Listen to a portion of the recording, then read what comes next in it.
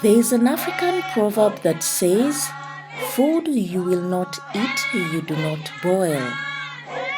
It's applicable to African leaders who have a penchant for snubbing their health facilities and flying miles away at whim to have their mysterious ailments treated.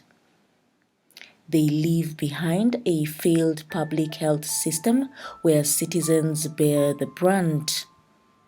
Hospitals lack drugs, poor infrastructure, doctors have poor remuneration packages, and nurses can go for months without receiving their salaries. Talking about the leader's ill health is an offense and forbidden in some countries, which can attract punishment. But why do African leaders conceal their health status?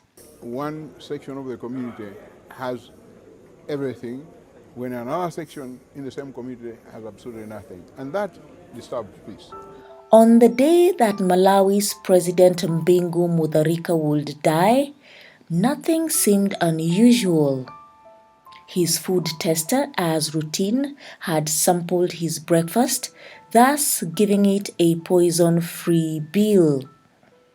A few hours later, during a morning meeting, the president would collapse after suffering a heart attack and died in an ambulance on his way to a hospital in the capital of Lilongwe.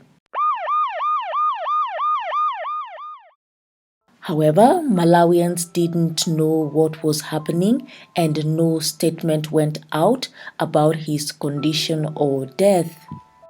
The media's interest in the matter is justified, and the people of Malawi have the right to know about the state of health of our president. I've been in contact with the South African government today to tell us the truth of the matter, because the international media houses all over the world have been airing information and conflicting information coming through Malawi, and Malawi are in the dark. Rumors swept across the country, prompting 6 ministers to hold a late-night news conference a day after Mutharika's death to insist he was still alive.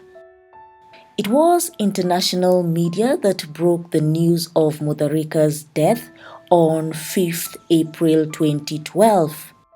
Later on, it would emerge that 3 conflicting dates of his death had been given: the 5th, 6th, and 7th April of 2012. By this time, Malawians had heard about it on social media. The state let its highly guarded secret out on 7th April when it confirmed that indeed the president was dead. On one side were some locals who had little empathy for the former president. A Lilongwe businessman, Chimwemwe Firi, said, "We know he is dead, and unfortunately he died at a local poor hospital which he never cared about. No drugs, no power." On the other side, Mutharika's family and supporters claimed that his death was by the hand of man. Kondwani Nankumwa, who was information minister at that time, claimed, "If you ask the former first lady, she would tell you that Bingu woke up very energetic that day. He took a bath and undertook all the activities normally, only to die in his office while working. We say God is the author of death, but Bingu's death was the work of an individual, and that individual should be exposed." Mutharika's predecessor, President Joyce Banda, would later on institute a commission of inquiry to probe the death, a move that angered Mutharika's family, who disassociated themselves from the commission, terming it as satanic machinations intended to advance the personal and political agendas of Banda's administration. This was the same group that had attempted to block Banda from ascending to power after her fallout with Mutharika's ruling DPP party in 2010 due to succession differences. I would like to appeal to all Malawians and the international community that we should adhere to the Constitution of the Republic of Malawi. The Republic of Malawi states that if the president is incapacitated, the vice president shall assume office, or if there's a vacancy in that office, the vice president shall take the position of president. It is my sincere hope that Malawians shall adhere to the Constitution. In 2013, the Commission of Inquiry to investigate circumstances surrounding Mutharika's death was released. The 105-page report detailed the chaos and drama that surrounded the death of the former president.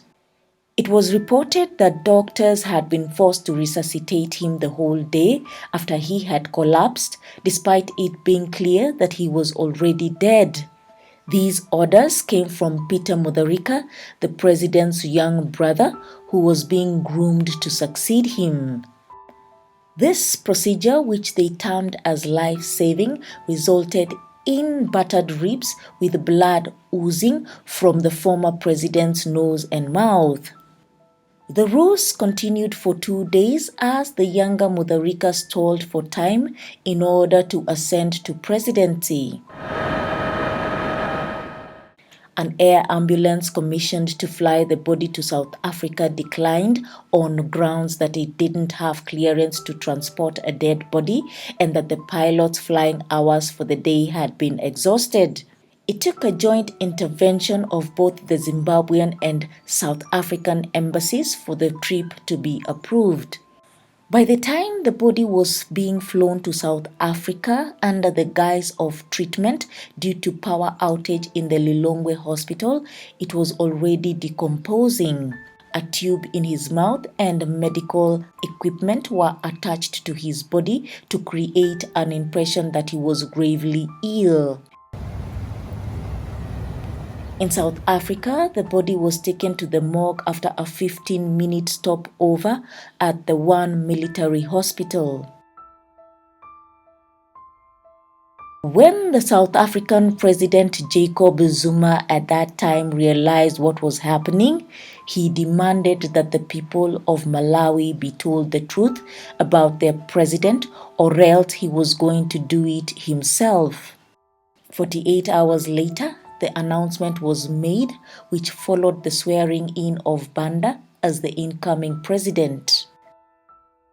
Those who saw Mutharika's body as it lay in state say that it was heavily made up to conceal damage from resuscitation and decomposition.